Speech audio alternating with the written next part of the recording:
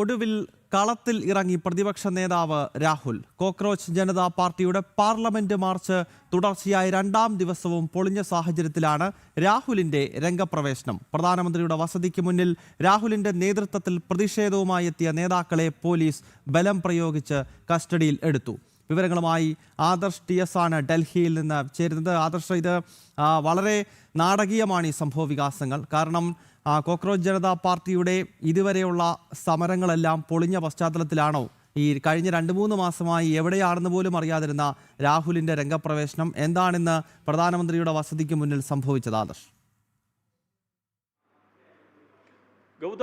ഗൗതം ചൂണ്ടിക്കാട്ടിയതുപോലെ തന്നെയാണ് ഈ കോക്രോച്ച് ജനതാ പാർട്ടിയുടെ പേരിൽ നടക്കുന്ന സമരങ്ങളുടെയൊക്കെ സൂത്രധാരൻ ആരാണ് എന്നതിനുള്ള കൃത്യമായിട്ടുള്ള ഒരു ഉത്തരം തന്നെയാണ് പ്രതിപക്ഷ നേതാവ് രാഹുൽ നൽകിയിരിക്കുന്നത്. കാരണം കോൺഗ്രസിൻ്റെ ബാനറിലോ യൂത്ത് കോൺഗ്രസിൻ്റെയോ NSUവിൻ്റെയോ ബാനറിൽ ഒരു സമരം നടത്തുവാനോ ആ സമരത്തെ മുന്നോട്ട് കൊണ്ടുപോകാനോ അതിനെ വിജയിപ്പിക്കുവാനോ കഴിവില്ലാത്ത കോൺഗ്രസ് നേതൃത്വം ഇത്തരത്തിൽ കോക്രോച്ച് ജനതാ പാർട്ടിയുടെ പേര് ആ ഒരു ബാനറിൽ കുറച്ച് യുവാക്കളെയും വിദ്യാർത്ഥികളെയും ഒക്കെ രംഗത്തിറക്കിക്കൊണ്ടുള്ള സമരം തന്നെയാണ് ആസൂത്രണം ചെയ്തത് എന്ന് വ്യക്തമാക്കുന്നതാണ് രാഹുലിൻ്റെ നേതൃത്വത്തിൽ ഇന്ന് നടന്ന സമര നാടകം. അപ്രതീക്ഷിതമായിട്ടാണ് കോൺഗ്രസിന്റെ MP-മാർ പ്രധാനമന്ത്രിയുടെ വസതിക്ക് മുന്നിൽ അവരുടെ പ്രതിഷേധ സമരം ആരംഭിച്ചത്.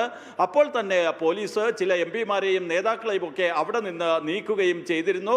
എന്നാൽ പിരിഞ്ഞു പോകാൻ കൂട്ടാക്കാതെ പ്രതിപക്ഷ നേതാവ് രാഹുലിന്റെ നേതൃത്വത്തിൽ കോൺഗ്രസ് MP-മാരും നേതാക്കളും പ്രധാനമന്ത്രിയുടെ വസതിക്ക് മുന്നിൽ സമരവുമായി മുന്നോട്ട് പോകുകയായിരുന്നു. കേന്ദ്രമന്ത്രി ജിതേന്ദ്ര സിംഗും ഉന്നത ഉദ്യോഗസ്ഥരും സ്ഥലത്തെത്തി പ്രതിപക്ഷ നേതാവുമായി ചർച്ച നടത്തിയെങ്കിലും ഈ സമരത്തിൽ നിന്ന് പിന്മാറാൻ രാഹുലും കൂട്ടരും തയ്യാറായില്ല. പിന്നാലെയാണ് ഡൽഹി പോലീസ് കടുത്ത നടപടികളിലേക്ക് കടന്നത്. MP-മാരും നേതാക്കളും അടക്കമുള്ളവരെ വലിച്ചിഴച്ച് അവിടെ നിന്ന് മാറ്റുന്ന ഒരു സാഹചര്യം ഉണ്ടാവുകയും ചെയ്തു. എന്തായാലും കർട്ടന് പിന്നിൽ ഒളിച്ചിരുന്നവർ അവർ പുറത്തിറങ്ങുന്ന ഒരു കാഴ്ച തന്നെയാണ് പ്രധാനമന്ത്രിയുടെ വസതിക്ക് മുന്നിൽ കണ്ടത്. ഈ വർഷകാല സമ്മേളനം ആരംഭിച്ചപ്പോൾ മുതൽ പാർലമെന്റിനകത്തും പുറത്തും വലിയ പ്രതിഷേധം സൃഷ്ടിച്ചുകൊണ്ട് രാജ്യ തലസ്ഥാനത്ത് അരാജകത്വം സൃഷ്ടിക്കുന്നതിനുള്ള എല്ലാ ഒരുക്കങ്ങളും പ്രതിപക്ഷവും ഈ കോക്രോച്ച് ജനതാ പാർട്ടിയും ഒക്കെ നടത്തിയിരുന്നു. എന്നാൽ കോക്രോച്ച് ജനതാ പാർട്ടി പ്രഖ്യാപിച്ച പാർലമെന്റ് മാർച്ച് പൊളിഞ്ഞടുങ്ങുന്ന കാഴ്ചയാണ് കഴിഞ്ഞ ദിവസം കണ്ടത്. ഇന്നും ഒരു പാർലമെന്റ് മാർച്ചിന് വേണ്ട സജ്ജീകരണങ്ങളുമായി കോക്രോച്ച് ജനതാ പാർട്ടി രംഗത്ത് വന്നെങ്കിലും ഡൽഹി പോലീസിന്റെ കൃത്യമായ ഇടപെടൽ ആ ശ്രമങ്ങളെയും തകർക്കുകയായിരുന്നു. പിന്നാലെയാണ് പാർലമെന്റിനുള്ളിലെ പ്രതിഷേധം പോരാഞ്ഞിട്ട് രാഹുലിന്റെ നേതൃത്വത്തിൽ കോൺഗ്രസ് MP-മാരും നേതാക്കളും പ്രധാനമന്ത്രിയുടെ വസതിക്ക് മുന്നിലേക്ക് എത്തുകയും അവിടെ അവർ പ്രതിഷേധം ആരംഭിക്കുകയും ചെയ്തത്. നിലത്തിരുന്നു കൊണ്ടായിരുന്നു രാഹുലിന്റെ നേതൃത്വത്തിൽ കോൺഗ്രസ് നേതാക്കളും MP-മാരും പ്രതിഷേധിച്ചത്.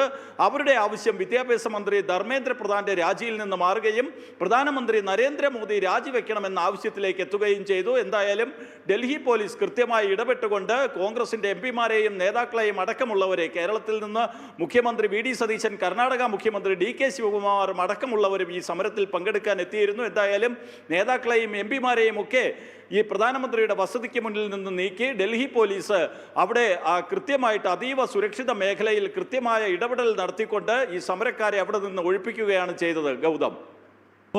ഓക്കെ ആദർശ്, എന്തായാലും വ്യക്തമാണ്. മാളത്തിൽ നിന്നും പുറത്തിറങ്ങിയിരിക്കുകയാണ് രാഹുലും പ്രിയങ്ക വാദ്രയും ഒക്കെ. വയനാട് ദുരന്തമുണ്ടായ പശ്ചാത്തലത്തിൽ പോലും സ്വന്തം മണ്ഡലത്തിലേക്ക് തിരിഞ്ഞു നോക്കാത്ത പ്രിയങ്ക വാദ്രയും കൂട്ടരുമൊക്കെയാണ് ഇന്നിപ്പോൾ പാറ്റകളുടെ പേരിൽ ഡൽഹിയിൽ പൊറാട്ട് നാടകം കളിക്കുന്നത്. വലിയ വിമർശനം പൊതുസമൂഹത്തിനിടയിൽ നിന്ന് ഡൽഹിയിൽ കഴിഞ്ഞ 2 ദിവസമായി പ്രതിപക്ഷം നടത്തുന്ന ഈ നീക്കത്തിനെതിരെ ഉയരുകയാണ്. ആദർശ് TS ആണ് വിശദാംശങ്ങൾ നൽകിയത്.